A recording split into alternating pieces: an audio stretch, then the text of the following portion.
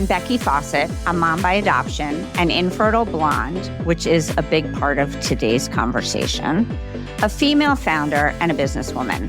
Podcast rulebooks will say that your introduction must always be the same for every episode. My guess is mine won't be. For most of my life, I tried to be perfect and do what everyone else was doing. And then I tried to have children. And that plot twist is why I have specifically invited my guest on today. Now I look for any opportunity to be different. I'm an outspoken advocate who wants to change the world, and this sometimes gets me into trouble. But for the most part, it helps me make real connections with real people. Welcome to my podcast, The Fawcett Report. I'm so glad you're here. And I want to say hi to my friend, Jaime, who is joining us today. Jaime is a board-certified reproductive endocrinologist and director of fertility preservation at CCRM Fertility in New York City. She has a very accomplished bio, but I'm going to skip some of that because what I really want to tell you about her is that she is an advocate in success for family building, no matter what that looks like. And she is known in her medical world as being truthful and dealing in reality. And I think this is one of the greatest things about my friend, Dr. Jaime Knopman. And welcome to the Fawcett Report. I'm so glad you're here. Thank you so much for having me. I'm excited to be here. I think it's really great. And first and foremost, I want to say I've been looking forward to this all week. Secondly, I want to let everybody know that you are not my infertility doctor, and I was not a patient at CCRM. I had both of my kids by the time I met you, which was well past all of this stuff in my life. And I also want to say, because I always say this, you know this about me, in any conversation about IVF, I am not anti-IVF in any way, shape, or form. I would be a complete hypocrite, and that's not my MO every day. I did do IVF 5 times. I got pregnant 3 times. I had 3 miscarriages, and $82,000 was spent a long time ago. And at the end of all that, I had one thing on my resume, and it was failed infertility patient. And it was not a good thing on my resume. And I was left with no answers and no direction. And I still wanted to be a mom. I chose to adopt my kids. As Jaime knows, my girls are now 19 and 15. And I have this real belief in my heart and my head that the infertility and adoption worlds need to work better together in a more constructive way to help those who leave the IVF world without a live birth like I did. Are you ready to get started? I'm ready. Let's first talk about the numbers, because I think people are so shocked to know, are there really 8 million infertile people in the United States every year? There really are. We talk about breast cancer. We always say 1 in 8 women will be diagnosed with breast cancer over the course of her life. The number is not dissimilar for those who will experience fertility struggles. So it's very real, and it should be a big part of our conversation. It really should be. And I also think that a lot of people don't admit they had fertility struggles. So sometimes you think people had it easy. And I think that's also part of the problem. Like there's still this sort of shame I see, especially in groups on social media as moms and stuff. People are embarrassed that they're infertile and they don't want to talk about it. Why do you think that is? I think there's always been shame around fertility because we feel it's an innate part of something our bodies should do. And when our bodies can't do it and we think of our bodies as failing us, you said IVF failure, we're embarrassed by that. And we don't want to let other people know that I was unable to do what should be the most innate thing in life, which is produce a child. And I'm going to say what I always want to say is when you can't get pregnant or you're trying to get pregnant, everybody knows you're having sex and no one wants to talk about that either. Like they don't want to say that word out loud and talk about their intimate private life with their partner.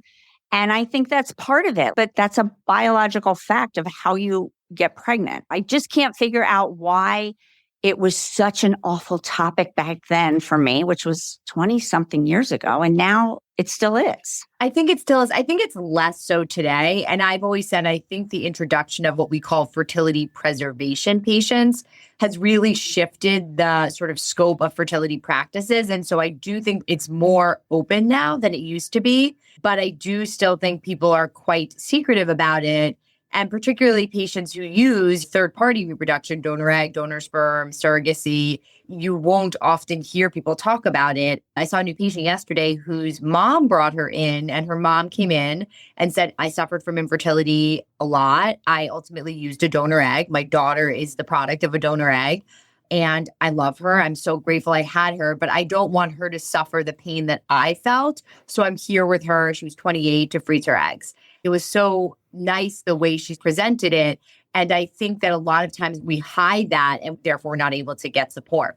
I totally agree with you on that. And I don't mean to jump all over the place because I still want to talk some of the numbers and success rates and everything. But first, I want to talk about the donor egg and the donor sperm. I have lost friends over the years, let's be perfectly honest, because this would be backtracked to where I'm outspoken and I get myself into trouble, is because friends would say to me, oh, that's so great you adopted, but that's not for me. And I did a donor egg. And I'm like, it's almost a little bit of the same thing because it's not your biology. And oh my God, the door slammed in my face. And that actual one friend never talked to me again. And I get it. I get that they don't want to say the word adoption, but it's also not your biology. It is a bit of a different story. I think that donor egg offers a lot of women, which is a positive, is you can be pregnant. And that's it. Yeah. That's a it. lot of people want to have that experience of being pregnant and birthing a child and breastfeeding and all of that. That's a beautiful process for some. But then there's people who come in now electively to do surrogacy, right? They have no fertility struggles. And they're like, pregnancy is not for me. I've known it's not for me. Yeah. And so we each have our different views, I think, of what we think parenthood is going to look like and be like. And I think what's interesting, what you brought up, it's nobody's business to judge, right? These are the options, whatever is right for you. If a partner is present for your partner, that's your decision. Obviously, there's things that are medically unsafe. You don't see us putting back 4 embryos in somebody's uterus anymore, right? Because that's unsafe. But whatever you want, whatever your family looks like, we want to help you achieve that in the best way possible. And I actually remember a specific conversation on a beach with a friend who did choose egg donor because she wanted to be pregnant. Something came up in our conversation and she said, I've always felt weird around you. And I'm like, oh God, here we go. And she goes, because I feel guilty. And I'm like, why the hell do you feel guilty? And she goes, because I did an egg donor and I didn't adopt. And I go, tell me why you did an egg donor. And she said, I really wanted to be pregnant. And I go, there it is. Yeah. I don't know why you feel guilty around me. I didn't feel that need at the end of it. It wasn't for me. I wanted to be like everybody else. That was more important to me, was to be like everybody else and to do, as you said, Jamie, what I'd been raised to think I was supposed to do, which was to get pregnant and have a baby. But I actually never thought that the process was great. I was terrified about how I was getting that thing out of me the 3 times I was pregnant. And so for me, that wasn't the overwhelming factor. And I said to my friend, I said, this is why this has to be talked about more. How long have you felt guilty around me? Our kids are like in middle school. This is ridiculous. And I was so grateful for that conversation. And I also have a friend who never got pregnant and adopted her 2 kids. And she's never been okay with the fact that she never got pregnant. That's okay too. And you need to mourn that fact in the way you do and maybe go to a therapist and talk about that, because I get it. Everybody has their different expectations of what they see motherhood is going to look like and how they're going to get there. But for some of us, there's a big roadblock in the way of getting us down. You brought this up, and I think I always say a big part of what I do is help people move through grief. I think grief really is 5 stages, and they're not linear, and you're not in it for 2 weeks here, 2 weeks through. But you really have to move through those processes to come to acceptance of whatever your journey is going to be. Otherwise, you'll live with anger, you'll live with sadness, you'll live with jealousy.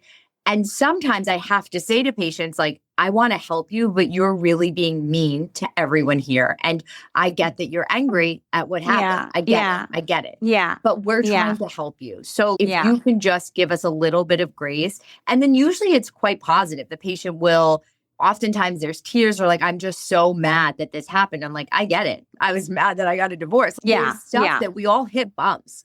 But I actually think that we have to learn to move through these processes because there's life on the other side.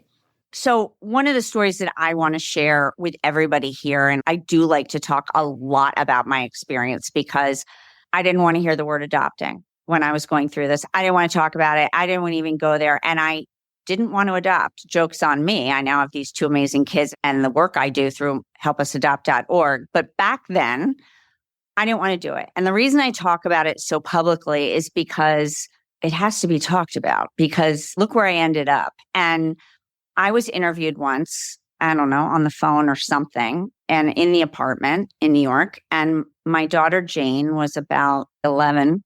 And whenever anyone asked me about this IVF road and how did I make the jump from being pregnant with my biological child to adopting, I always told people it was the death of a dream.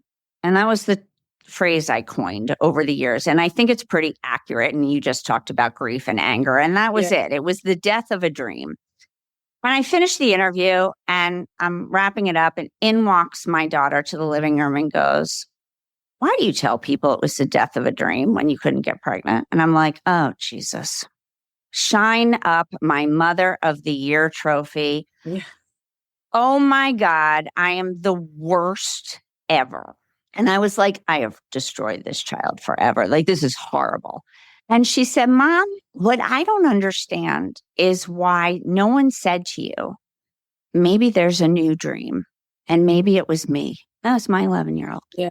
That's so beautiful. And that is why you and I are here today. That is why this is so important to me, that we talk about what we can do to help bridge these communities and have this open discussion for, I think the number is, you'll correct me if I'm wrong, I think it's approximately 2 million people a year exit IVF like Becky Fawcett unsuccessfully.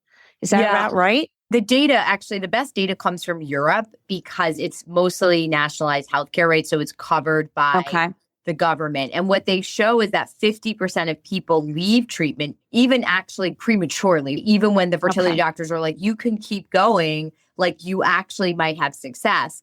Most of the time people leave because in this country, it's probably financial exhaustion because you probably exhaust your insurance. And I would say probably second is more than anything is emotional because you're just tapped out, right? You're like, I can't take it anymore.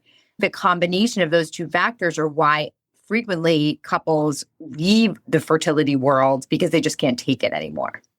I tell people all the time, I'm like, I still think, again, my kids are 19 and 15. So I did IVF, 23 years ago, 24 years ago. I think the backs of my hips still hurt from those progesterone shots. I don't even know if give that's them that much anymore. Yeah, I think now it's different. But like those shots were like a mechanical pencil lead going in the back of your hip back then. And I remember it like it was yesterday. I mean, that is some jarring things that you go through. And I'm so excited to continue this conversation right now because what can we do? You are such an advocate for the truth and reality. And again, I'm using myself as an example. I'll throw myself under the train. If you had been my doctor, I got pregnant, just so everybody knows the thing.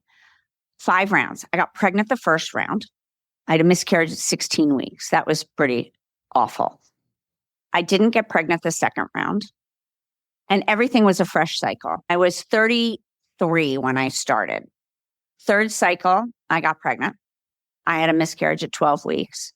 Fourth cycle, the only difference was I did acupuncture and made my husband do acupuncture. My doctor at the time did not believe in it, but I was like, I'll try anything. I would have tried anything back then. And that was the only cycle, that fourth cycle, that we got enough to freeze. So the fourth cycle didn't work. And we had a promise going into the last one that if the fifth cycle with the frozen cycle didn't work, we would adopt because we were done. And we had spent pretty much all our money. Yeah. Fifth cycle worked. And I had a miscarriage at 10 weeks on Christmas Eve of 2004. And I met with our adoption attorney. I'd already lined up my plan B because that's me. I'd lined it up. And I think I had our adoption attorney meeting in mid-January and Jane came home end of October 2005. So that's my story. But no one, no matter what they had told me, could have talked me out of 5 cycles. And I really want to let people know that. Like, I'm not a hypocrite here, but I'm wondering why, right? Like, why did I see adoption as a consolation prize? Why is the world saying, you know what? This is all the ways you can build your family. And if all else fails, you'll adopt. And that's still sort of the MO today. When you see the list of how you can build your family, adoption starts with an A and possibly should be at the front for alphabetical, but it is always the caboose in the conversation. Yeah. And I get it. I'm not saying don't try to do it the way you want to do it, but why can't we make it more comfortable? Why is it so scary still? Like I would say, medicine is a team sport, right? Nobody wins alone. It's just like how we rely on our nursing, our medical assistants, our embryology lab, our acupuncturist, our mental health providers. It should be a piece of that puzzle where we're saying these are all the services we can offer you, and let's help you get to where you want, whatever that vision looks like to you. Women in medicine have really changed the game. And there's a lot of studies that have shown this. We are more likely to ask for help. We're more patient. We're more empathetic. And I do think there's less of this white coat sitting atop and you're below and blah, blah, blah. I think it's more of a team approach. I do think that's been really beneficial for all areas of medicine, not just fertility.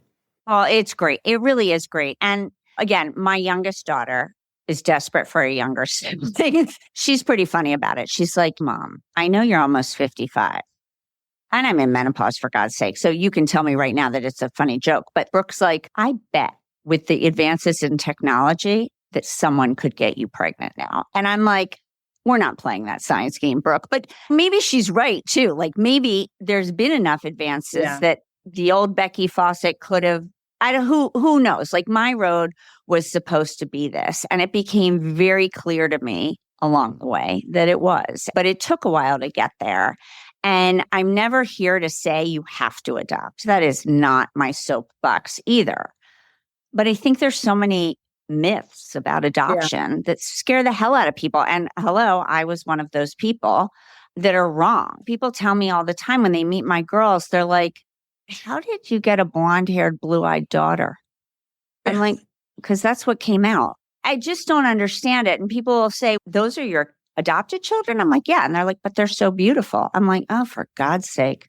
Is this really what we think about adoption? And people are like, I could never adopt outside of my race, which let's be clear, I did not. But I'm like, that's a conscious decision. Adoption was told to me at the beginning by someone. Adoption is supposed to be a blessing, not a burden.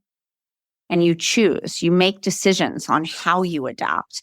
And this is it. I just want to be a myth buster and make it so that it is part of the everyday conversation. Like when you list all the ways, and I get it. Listen, there's only a very slim percentage of people who wake up in their life and say, I'm only adopting, no matter what my fertility might do. And I get that. But there's a lot of people like me who I think is the driving force behind who's adopts. And they're terrified when they leave the world of IVF. And the best part about what we do for your patients too, of those who, or anybody listening today, is that we offer adoption grants to $30,000. And over half of our applicants at least tell us, because we ask the question, not everybody answers it, but over 62% of our applicants in a year say they're a failed infertility patient.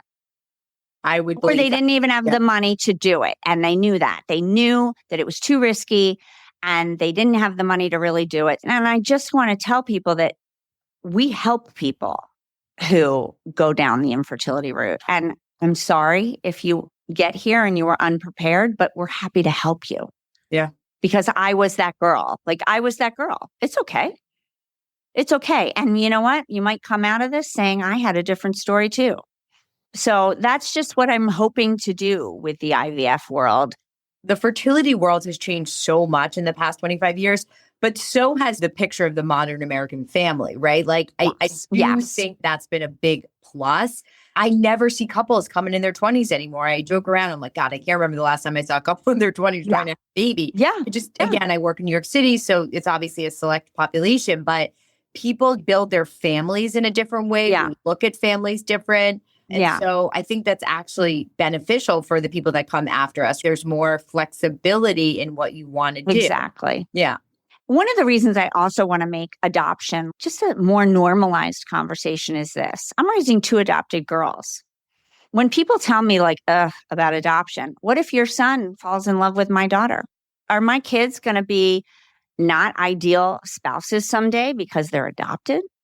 There's a stigma around this. And the other thing is, what about the next generations of people who might be infertile too? Just like you said with that woman who came in to freeze her eggs, that's a great woman who came in and said, I want to take my example and what I struggled with. And it wasn't that she was interested. She was like, I'm so grateful I had my daughter. She wasn't saying, I don't want my daughter. She was saying, I don't want my daughter to feel the pain. Yeah, no, that's what I mean. And if I can mitigate that, correct. That's my platform. And you and I have talked about this is there are so many, and I definitely want to talk more about how women doctors are changing the infertility world.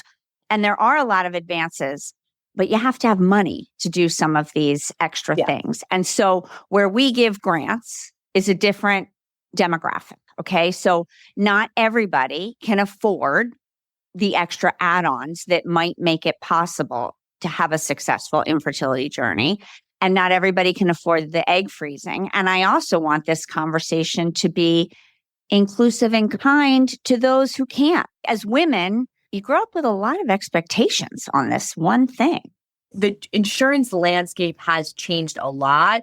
And so there's more and more insurance companies that actually provide coverage. Well, that's great. And that's great because I had none of that. Concept changed a lot. So there's now these companies, Progeny, Maven, Carrot, that sell fertility benefits to companies. And then patients can come in and do whatever they want. For years, the fertility insurance was very discriminatory against the LGBTQ population because you had to prove infertility. So I could have had the best fertility benefits, but if I was married to a woman, we couldn't access them until we showed that we had tried for a year. Got it. How are we going to show we tried? We have the same gamete. So the insurance company would say, you're out of luck. You got to go do a year of IUI, but that was so expensive, right? And it wasn't. No. So then the fertility benefits companies popped up, and now you can do whatever you want. You could be a same-sex male couple and use those benefits towards egg donor and surrogacy. You can be a single woman and do it by use donor sperm. So it has changed, and a lot of companies have really, and again, not every company, but you call it Starbucks, Home Depot, Walmart, you would be very surprised at how many have started to offer something, not necessarily all of it, but at least something. Right. And I'm so glad you mentioned LGBT because it is funny. So I have a good lesbian friend who she carried her twins and her wife carried, they have 3 kids and her wife carried a singleton. And she's become a supporter of our work. And because at first she was like, I get that you help LGBT people adopt. And I go, I'm going to tell you something very interesting. We give grants to a lot of lesbians who wanted to carry too. And then they find out they're infertile. She was like, oh my God, I didn't think of that. And that's it. I just want to keep having these conversations because at the end of the day, my mission, and I know it's yours too, I want everybody who wants to be a parent to have that shot. Yep. And that's my goal every day. And then I've raised the money, like this year, HelpUsAdopt.org in 2025 is giving away $3 million in adoption grants. Wow. It's not enough yet. It's not enough yet. And we give grants up to $30,000. And that's my mission. But now that I'm moving forward this year, I just hired a community relations coordinator. And one of the bridges we are finally going to build, and that's what I told you about in launching this podcast. I'm just so excited that you're here, is I'm going to stop talking about this bridge that I'm building between the IVF world, and we're actually going to do it this year. And it might only be a small group of doctors that feels this way at first, but we're going to make it a contagious information source. I'm not telling anybody what to do, but I want them to have the right facts about adoption. I want it to be not so scary. I hope you might never need it. You might never need it. But if you do, I'm here. And that's my goal here, is to make this less scary for people and inclusive. But I think it's very cool. Yeah, I'll tell Brooke that I'm probably not going to get pregnant through IVF at 55 at menopause. But you could, as long as you have a uterus, we could still probably get something going. Well, I don't want adoption to be the stepchild anymore. And I even forgot to ask you at the beginning. You remember how we met? Like, you found Soul me. Cycle. you found me. Yeah. And I got this email from Yeah. you saying, I remember you were doing a ride at SoulCycle for Help Us Adopt. And I was like, oh, wow, that's so awesome. I'd love to participate in that. Yeah. and your email said, I am a fertility doctor, and you brought one of your partners, Yeah. and we're pro-family, and we're very interested in the work you're doing. And over the years, you've had conversations with people who have reached out to me just to hear more. And with me, there's never any pressure. People think I'm going to sell adoption, but I've actually been known with friends of friends to say, can you afford one more round? If you afford one more round of IVF and it doesn't work, what's your plan? And I map it out with them and I go, your head and your heart are not done. Go do the round. Best friend of a friend of mine who got pregnant because of her conversation with me, and she did one more round. And my friend is always like, oh my God, she talks about you all the time, that she has her daughter because you were just open and honest about the emotional roller coaster. And I'm proud of that fact. You have to buy in your head and your heart to become a mom, period. It doesn't matter how, but you have to be on the same page. And that's what I love about what you do and talking to people. Now, do they always listen? Do people like when you deal with the truth? How does that go over? No, but I've learned to develop a thick skin as I've gotten older and done this longer. Not everyone is for everyone, right? Some doctor-patient relationships don't work because either the doctor or the patient are looking for different things. I am very honest. That's what I like. And so that's what I give. I don't bullshit people. I've learned that sometimes you can deliver no bullshit over time, right? Like I can't see someone and be like, you need egg donor, because they're not ready to hear that if it's my first time meeting them. I can start to drop that in over time. Where like, hey, I don't know if IVF is the best way for you to succeed. But I also think that we do people a disservice by lying to them so that they don't have to face the reality. And I've learned that sometimes that can be a deal breaker for some people. Yeah. I was telling my husband that I was talking to you this week, and I was saying I was so excited. And I said to him, I go, do you remember at the end of our journey that we went and got a second opinion? And he's like, vaguely. He did not love IVF at all.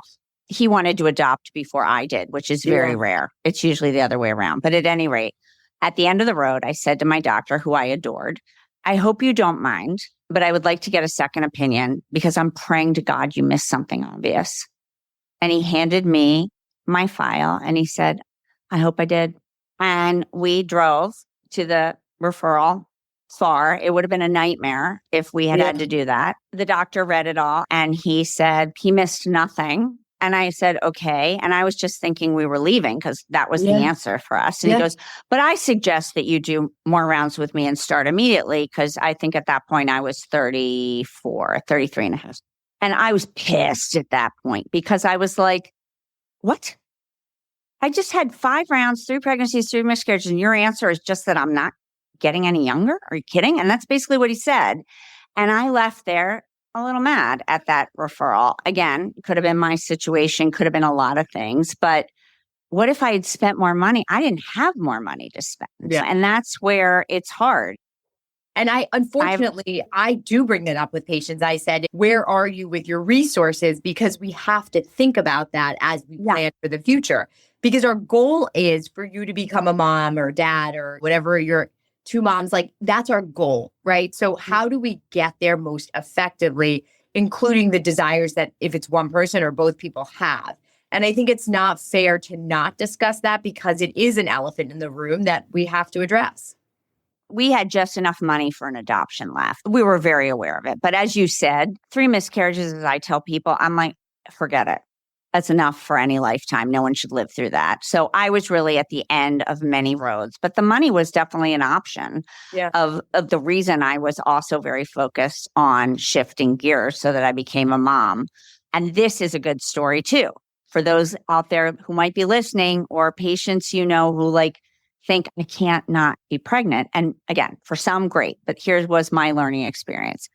I adopted Jane, knowing I was going to adopt 2 children at least. That was my goal. And I went into the adoption with the mentality that I was going to adopt and then I was going to go back and do IVF again because I was pretty convinced it would work and I was pretty convinced I needed it. So I adopted Jane, got home, fell in love with motherhood 10 times more than I thought I would, which was already pretty high. Yeah.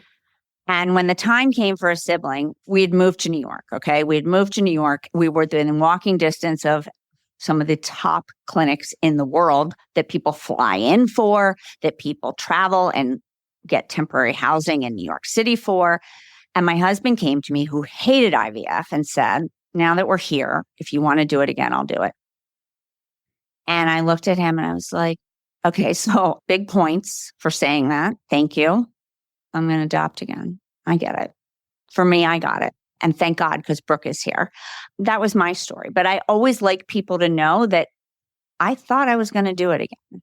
And I think it's just nice to know that sometimes people change their minds because of a road they took that they would have never taken for themselves. Maybe some of your patients who do an egg donor feel the same story come on about they weren't sure they were going to do it because it's not their biology and they took the risk and they got to be pregnant and they realized that the pregnancy was important to them and that they got the child they were supposed to get. Because I really do believe that is all. I say that all the time. I said, I know it is happening. I try to tell people your story is happening whether you like it or not, and you can either go along with it or fight it. But sometimes you get sent in a direction you should have found for yourself. Yeah. Yeah. And I really think the baby you're meant to have, I do say that. I say, I know it sounds woo. And so I'm just going to say it, but maybe there's a reason that you're where you are. We can all look at all the negative, but we have to take a step away and be like, maybe there's a reason that I'm here. And whatever that reason is, I don't know, but I think that's true. Yeah. And when I left my practice all those years ago, my doctor said to me, I think you have a different journey. And I'll never know if he was just saying that because he felt like that was the stock answer, or if for some reason he, I don't know, knew something I didn't know. Yeah. But when I started Help Us Adopt, of course, when Jane came home, I didn't do a baby shower. I did a welcome home baby party. So he and his wife came. And he was like, I told you I had a different journey. And I was like, I'm so grateful it wasn't one of your success stories. And then when I started Help Us Adopt, he was involved at the beginning. I am glad I had a different story. And again, it's not here to say which way's wrong, but you can't ignore the stats. You can't ignore the numbers. And I just want to take the fear away for people about adoption. Unfortunately, we all know that sometimes things are a business, right? But we're not in competition with each other. Like we're actually partners because we both want people to succeed. Yeah. Even with people when they come for second or third opinions, I'm like, no, I'm not here to be like, that person's bad, I'm good or whatever. Right. The point is to be like, I actually saw a patient before we started our conversation, a woman who actually is a physician who has done 5 unsuccessful transfers at a different fertility clinic. And she's like, I'm hoping you can tell me what the doctor did wrong. And I was like, nothing. Like you've done everything. You're getting the short end of the stick. And unfortunately, we don't know why. I think as doctors, we don't learn how to like give bad news or to sit with someone in their pain. So it's so uncomfortable to be like, you didn't get pregnant, or I don't have the answer, or this wasn't successful. And so we like shy away from it, or we say, oh, I would have done this better, blah, blah, blah. But most of the time, that's not true. We have to be honest and say, I don't think there is anything I could have done differently.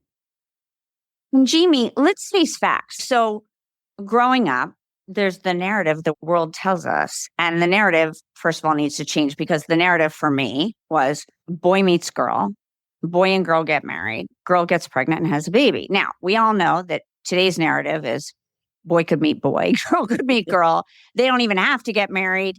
Women can have a baby on their own. And the whole narrative for that part is blown to crap. That narrative has to change. But the narrative still is you're going to grow up and have a family. So there's this pressure on people. And I think that's what makes your job of bad news, you have an impossible game there. There's no win there because it is so deeply personal. I even tell people, I'm like, in my marriage vows, I'm Episcopalian, so I got married in a church. The minister said, and God, when the time is right, grant this young couple a baby. I'm like, Jesus, we hadn't even walked out of the church and there's already the pressure of like us having a baby. And I start to think about that. And I'm like, you guys, if it's unsuccessful, you don't have a win there. You're in an impossible situation based on societal pressure to reproduce. And I think that's part of this conversation is for God's sake, we have to change narrative. And I've had young girls actually come up to me when I speak at events.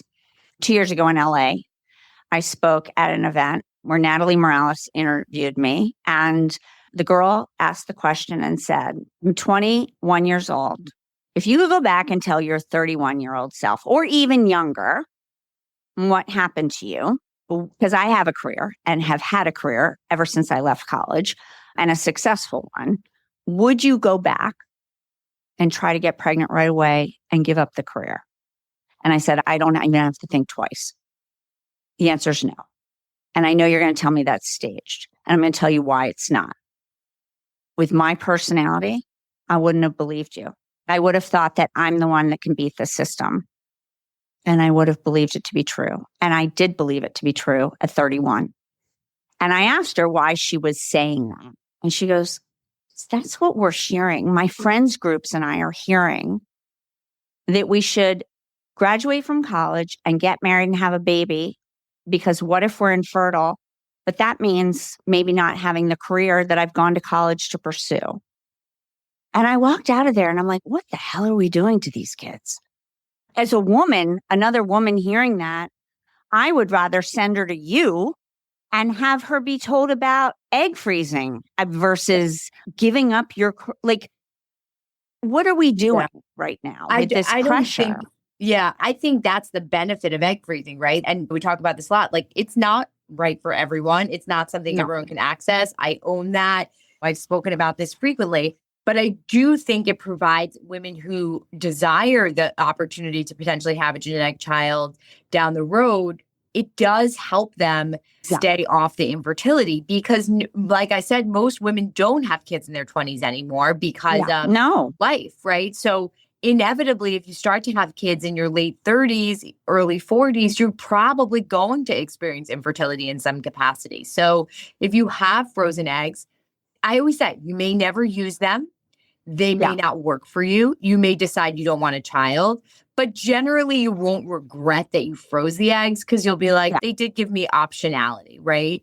Now, the egg freezing we do today is so different than the egg freezing we did 15 years ago because we were freezing eggs in women who were in their 40s. And so those were women who were coming at it too late. So it didn't work because you were 43 freezing your eggs. Those eggs worked.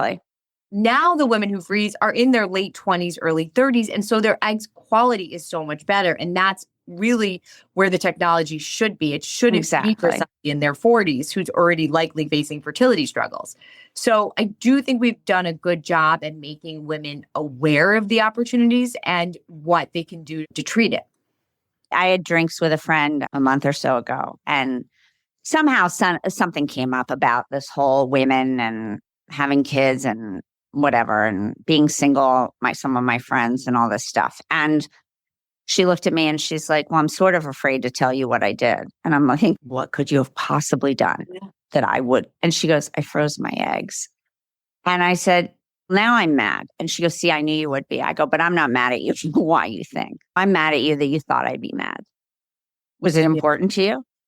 Did it make you feel like you made the right decision for you? Is it something you wanted to do? Did you do it on your own accord? And she's like, yes to all of that. I go, then how the hell could I be mad? I'm not you. I am just for women, I'm pro motherhood. Like, I'm pro parenthood. And who knows if she's even going to need them.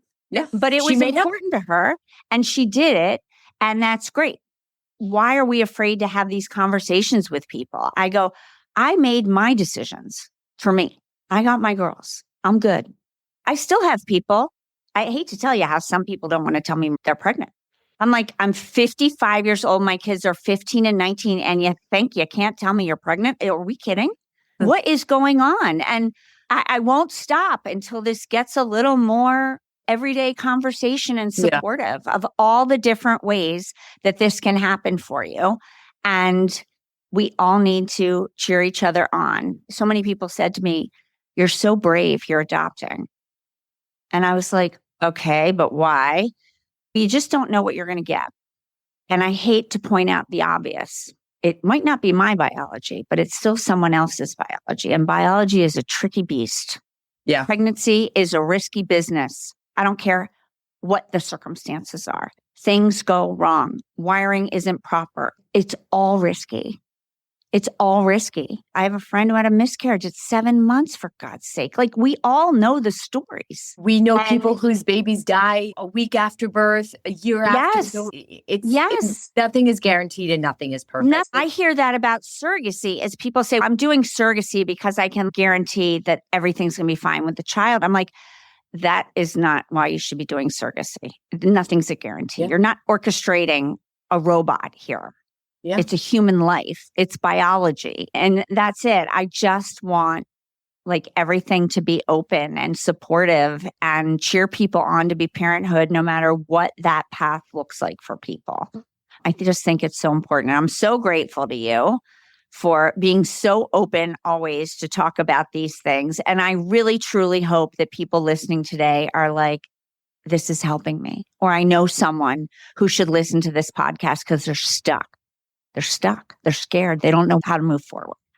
If you, hypothetically, saw a bridge exist, what would you as a female doctor like to see on the bridge with adoption information? Like, what do you think would be helpful?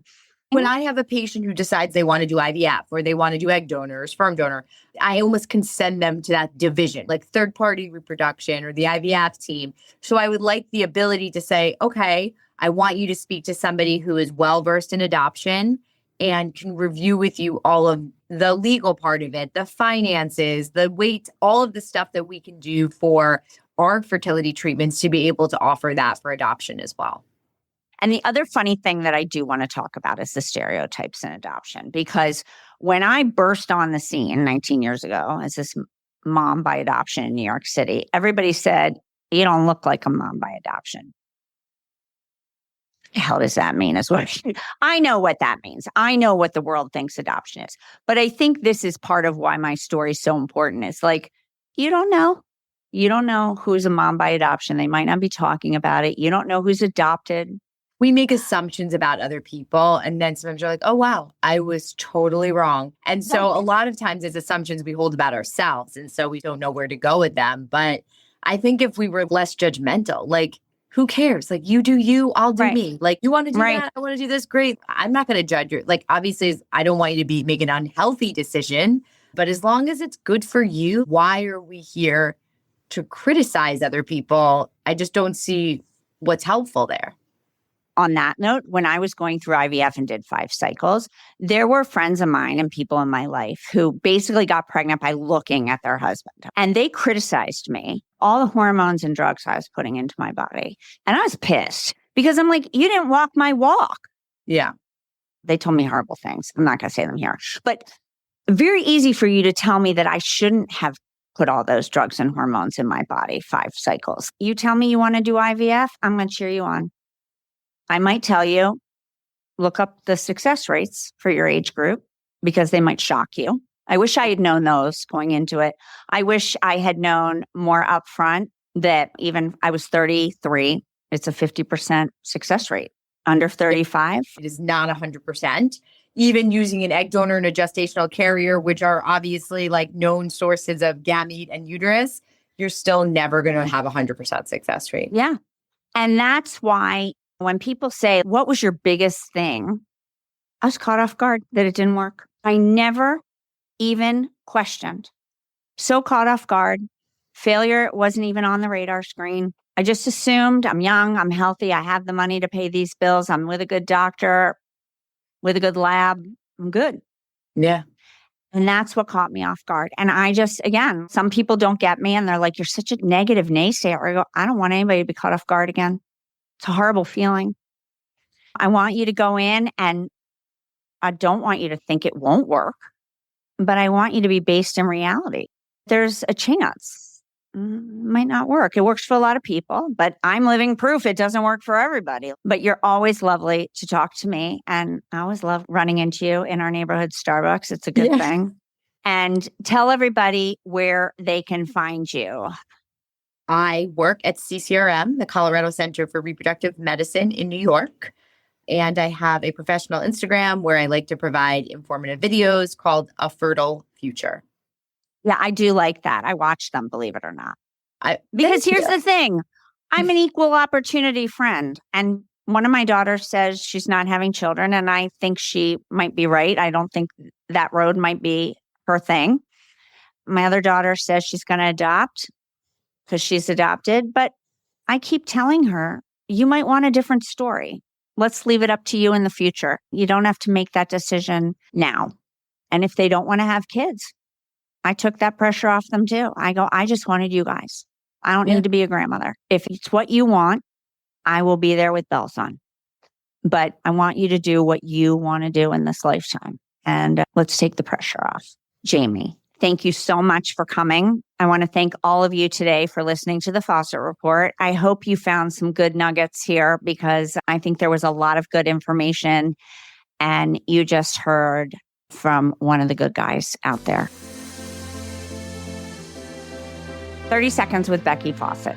Years ago, when I was trying to figure out how to show up on social media, because I'm not 22, everybody kept saying, you need to do video. You need to do video. You need to have reels. I don't even think back then I knew what a reel was. And video, oh my God, I don't want to sit down and shoot something formal. So what did I do?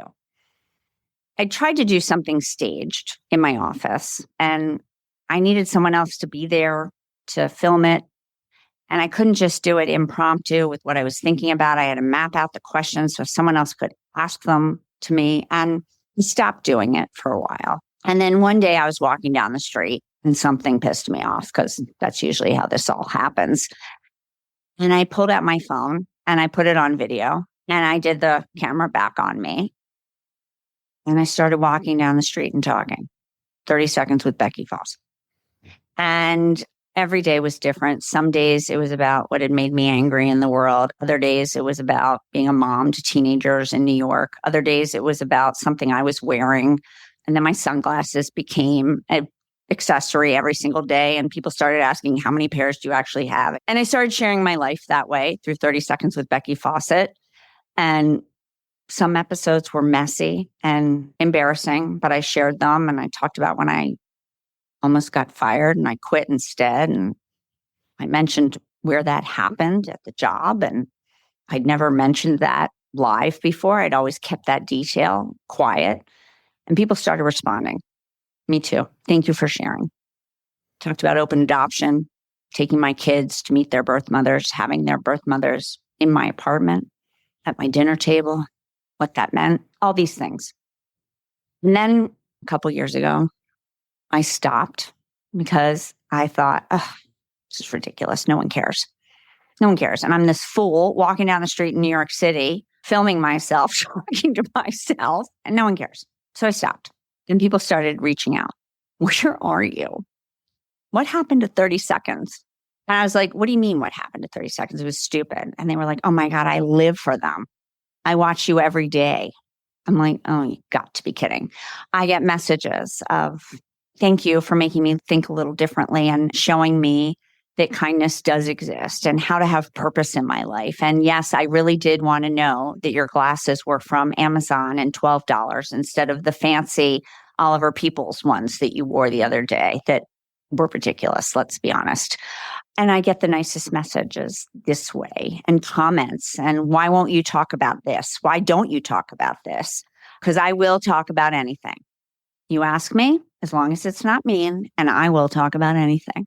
So 30 seconds has become part of my daily routine. Sometimes on the weekends, I take the weekend off. And the only two constants, there's usually large sunglasses involved, and it's never 30 seconds, but it's pretty good. So today, I am going to end this podcast with a 30 seconds with Becky Fawcett. It's going to be my signature ending for all my podcasts because it's part of who I am in my journey through this crazy world as a infertile blonde and a mom by adoption and a nonprofit executive founder and a opinionated loudmouth woman. So today I want to tell you this. Our 30 seconds is going to be about what I wish someone had told me as I headed into the IVF world, which I wish I'd had a friend that had said, here's the deal. I'm sorry you're here. I know you want this more than anything, but it might not work. Here are the numbers. It might work because it works for a lot of people. but it might not work. And have you prepared yourself mentally for that option? Now, you don't want to go into it being negative or thinking it won't work, because if that's how you're going into it, just save your money and just don't, because that's too stressful. But tuck it in the back of your head that you might have a different road. That's it. I wish I hadn't been caught off guard. And as I always tell people, I never wish infertility on anybody. And just seriously, it's a horrible journey. But adoption, I wish everyone could adopt. It's magic. The 2 women that placed their babies in my arms, they're magic. And those babies, they changed the world. So that's what I wish I knew. And that's what I'm leaving you with. And maybe you don't need that, but maybe you know someone who does. 30 Seconds with Becky Fawcett. Thank you for listening to the Fawcett Report. I'm so glad you were here today. And here's to seeing the world a little differently and possibly using your voice to make a difference. You can follow the Fawcett Report on Instagram and Facebook and YouTube. And you can message me on Instagram or Facebook. And I will actually respond as long as you're not mean. You can disagree with me. You can share your point of view, but you can't be mean because I don't do mean. And finally, if you're curious about my adoption advocacy and family building work through helpusadopt.org, you can find us there on Instagram and Facebook, as well as through the website, helpusadopt.org. See you next time.